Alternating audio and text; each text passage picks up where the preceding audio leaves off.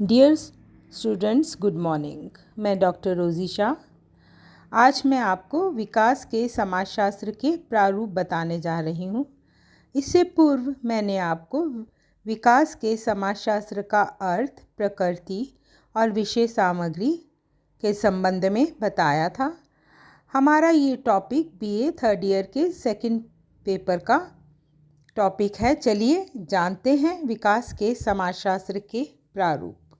विकास के समाजशास्त्र का संबंध विकास की बहुआयामी प्रकृति के अध्ययन से है, जिसमें विभिन्न लेखकों विचारकों ने अनेक प्रारूपों के द्वारा इसे स्पष्ट किया है। और इन विद्वानों लेखकों में जो मुख्य हैं उनके नाम बताने जा रही हूँ। Smelser, Lerner, Rostow, Arthur Lewis, Peter Heintz, Andre Frank तथा समीर अमीन आदि। इन विद्वानों द्वारा दिए गए विकास के प्रारूप के आधार पर विकास के विभिन्न आयामों का वास्तविक विश्लेषण किया जा सकता है। विकास के समाजशास्त्र के प्रारूप, 4 प्रारूप आज मैं आपको बताऊंगी। पहला, संरचनात्मक विभेदीकरण तथा एकीकरण का प्रारूप।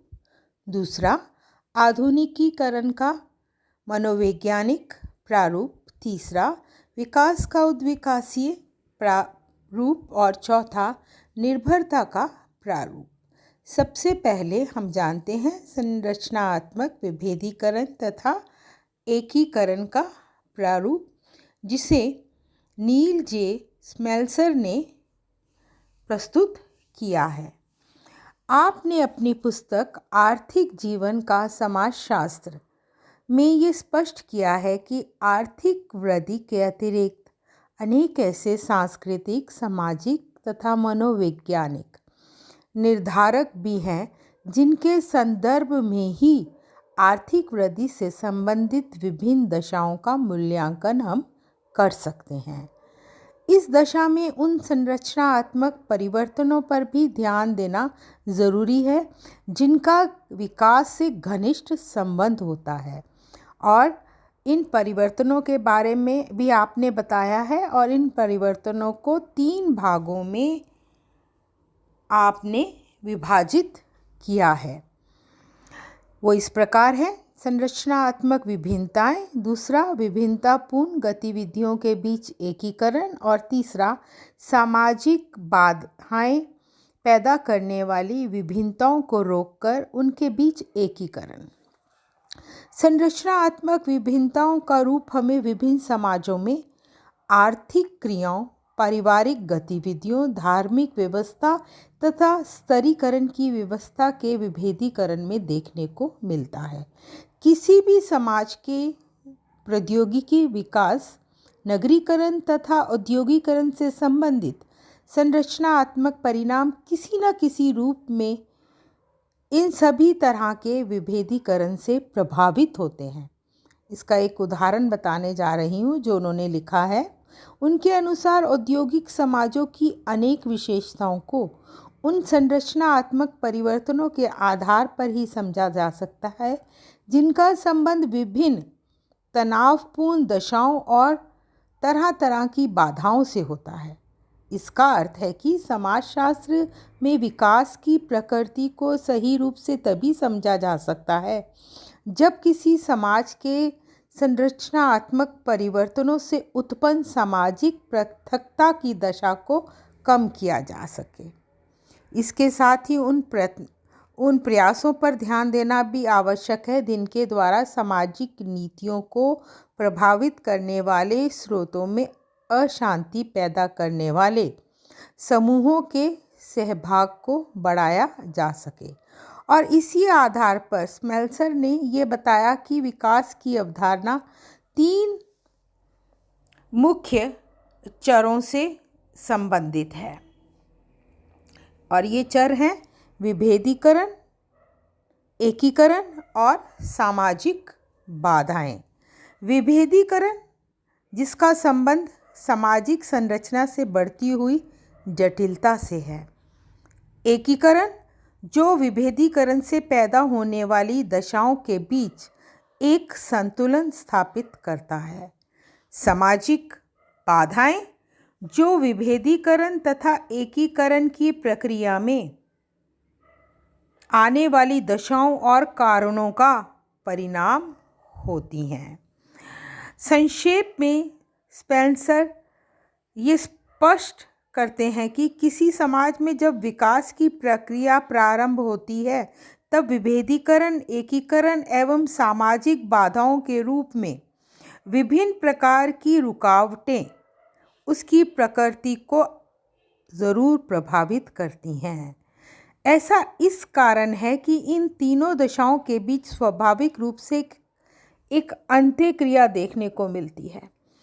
इसके बाद भी केवल इन तीन शक्तियों के पारस्परिक संबंधों के आधार पर किसी विशेष व्यवस्था की विवेचना नहीं की जा सकती।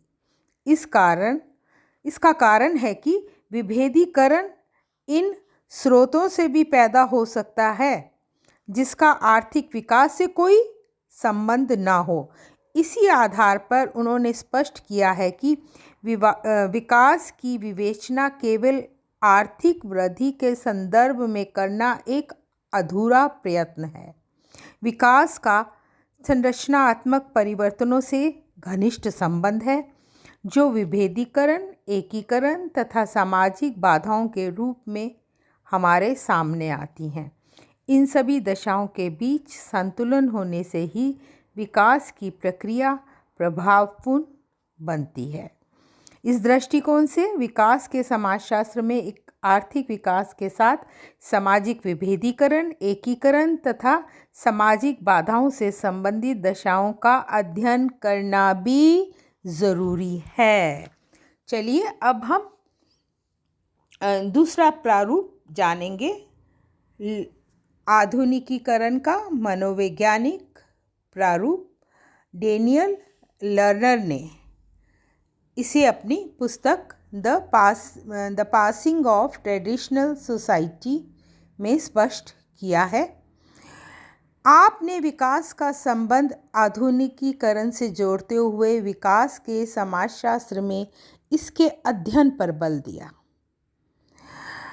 मध्य पूर्व के देशों की बिछड़ी हुई दशाओं का विश्लेषण करते हुए उन्होंने ये बताया है कि जनसंचार के साधनों के द्वारा इन दशाओं में परिवर्तन लाकर यहाँ किस प्रकार आधुनिक ढंग के सामाजिक, आर्थिक तथा राजनीतिक संगठनों को विकसित किया जा सकता है। डेनियल लर्नर के अनुसार कोई भी समाज जनसंचार की विकसित व्यवस्था के बिना कुशलता पूर्वक कार्य नहीं कर सकता।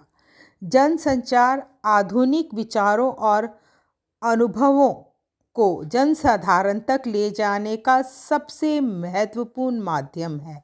जनसंचार व्यक्ति में केवल जीवन व्यतीत करने की इच्छा पैदा नहीं करता, बल्कि समाज में अपना एक स्वतंत्र अस्तित्व बनाकर रहने की इच्छा भी उत्पन्न करता है। लर्नर ने इतिहास का अध्ययन करके ये भी बताया कि संसार के विभिन्न देशों में विकास की प्रक्रिया तब शुरू हुई जब ग्रामीण जनसंख्या ने नगरों की ओर बढ़ना शुरू किया। जनसंख्या के घनत्व में वृद्धि होने से लोकतांत्रिक रूप से संगठित विभिन्न संस्थाओं की मांग बढ़ने लगी। लोगों की आर्थिक और राजनीतिक सहभागिता में वृद्धि हुई तथा उपभोग के नए प्रतिमान सामने आने लगे। ये सभी दशाएं तब संभव हुई जब जनसंचार के साधनों द्वारा विभिन्न देशों के व्यापार के परंपरागत तरीकों की जगह आधुनिक तरीकों को प्रोत्साहन मिलने लगा। लर्नर द्वारा प्रस्तुत विकास का सिद्धांत इस विचार से संबंधित है कि कोई भी देश स्वयं बिछड़ा हुआ और परंपरागत रहना नहीं चाहता। विकास के लिए लोगों में ऐसी गतिविधियों तथा विचारों की आवश्यकता होती है जिसके द्वारा विभिन्न देश परंपरा से बंधे हुए बिछड़ेपन को छोड़कर आधुनिकीकरण की दिशा में आगे बढ़ सकें। विभिन्न समाजों के जो व्यक्ति पश्चिमी संरक्षण को स्वीकार करना अथवा आधुनिक तरीकों को ग्रहण करना नहीं चाहते, उन्हें भी प्राकृतिक रूप से परिवर्तन के अयोग्य नहीं कहा जा सकता। ऐसे समाजों को लड़खड़ाते हुए समाज के रूप में देखा जा सकता है, ऐसा लर्नर मानते हैं। इस प्रकार लर्नर ने विकास की अवधारणा को कुछ परिवर्तनशील विचारों और नए सांस्कृतिक मूल्यों के आधार पर स्पष्ट करके समाजशास्त्रीय विवेचन में इनके अध्ययन पर बल दिया है। चलिए अब हम तीसरा प्रकार जानेंगे, रोव स्टोव द्वारा प्रस्तुत विकास का उद्विकासीय प्रारूप। आपने अपनी पुस्तक the problems of economic growth में 5 प्रमुख स्तरों का उल्लेख किया है, जिनमें से गुजरते हुए विभिन्न अर्थव्यवस्थाएं विकास की दशा की ओर आगे बढ़ती हैं। परंपरावादी समाज का स्तर आत्म स्फूर्ति से पूर्व की दशाओं का स्तर, आत्म स्फूर्ति का स्तर, परिपक्वता की प्रेरणा का स्तर, उच्च उपयोग का स्तर, ये 5 स्तर आपने बताए हैं। अब इन 5 स्तरों को मैं आपको बताने जा रही हूँ। परंपरावादी समाज का स्तर सबसे पहले जानिए। ये वह आरंभिक स्तर है जिसमें उत्पादन के साधन बहुत बिछड़े हुए होते हैं। अर्थव्यवस्था मुख्य रूप से निजी क्षेत्र से संबंधित होती है।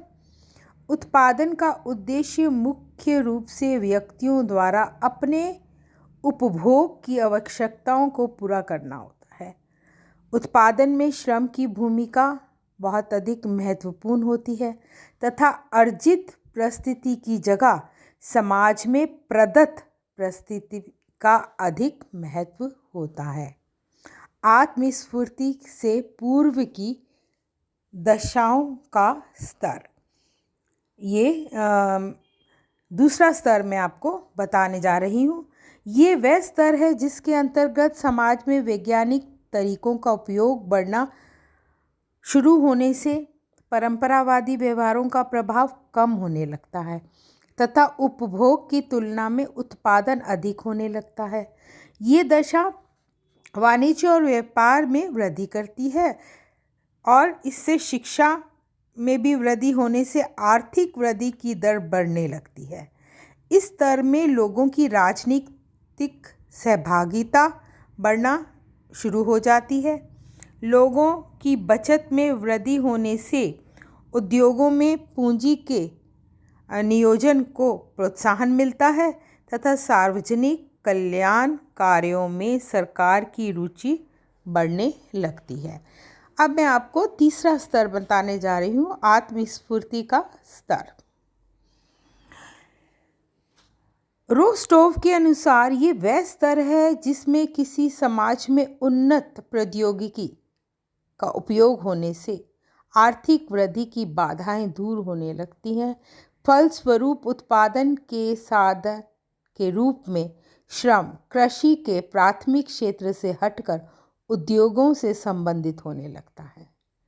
यही दशा उद्योगों के केंद्रीकरण को प्रोत्साहन देती है। इसके साथ ही औद्योगिक प्रक्रिया को प्रोत्साहन देने वाली नई राजनीतिक और सामाजिक संस्थाओं में भी कभी उत्पन्न होती हैं, बढ़ने लगती हैं।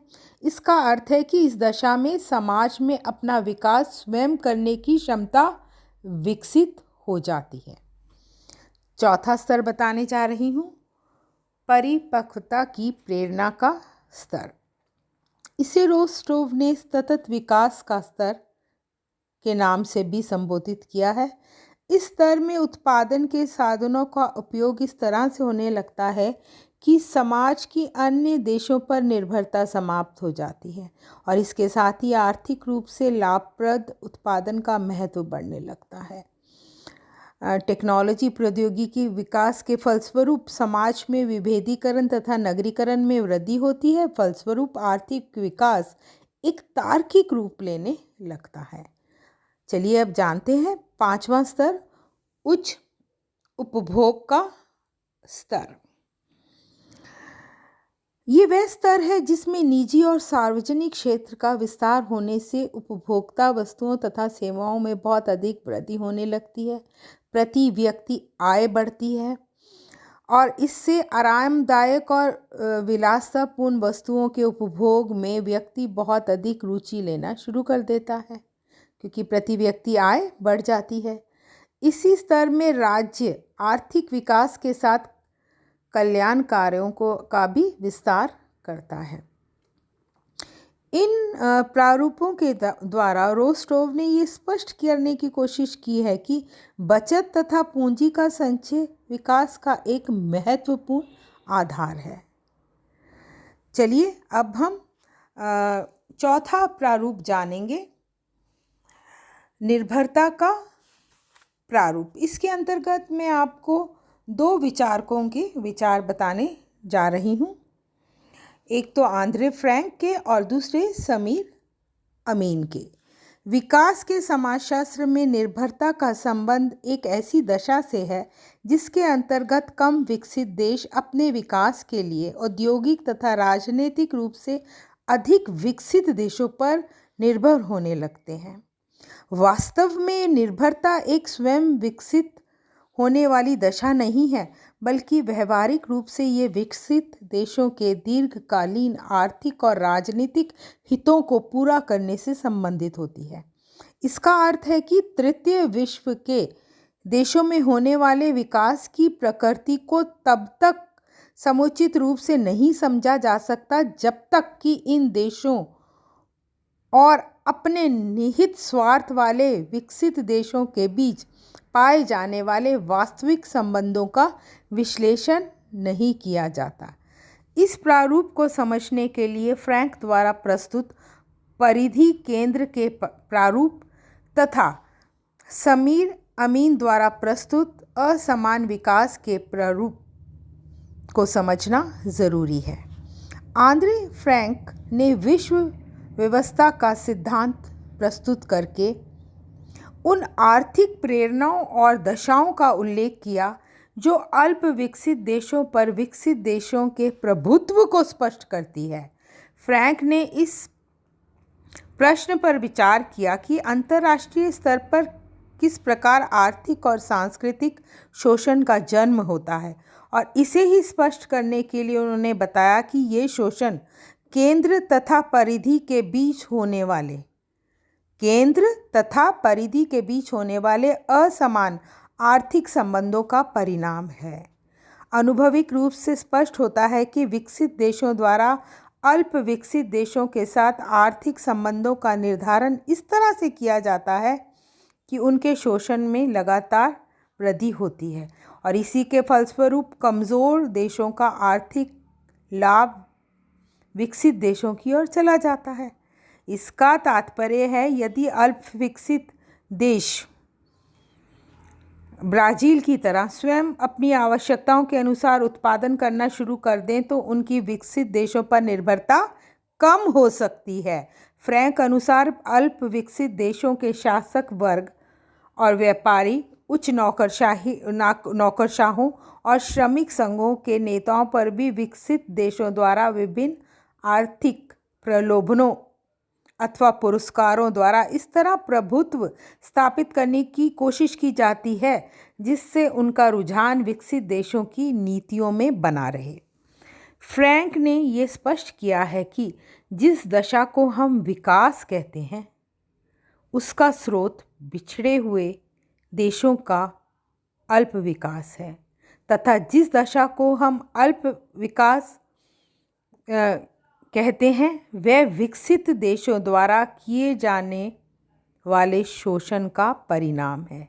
इस प्रकार विकास की परिधि का केंद्र विकसित देश होने के कारण ही अल्प विकसित देश उन पर निर्भर होने लगते हैं। चलिए अब हम जानेंगे समीर अमीन का असमान विकास के प्रारूप।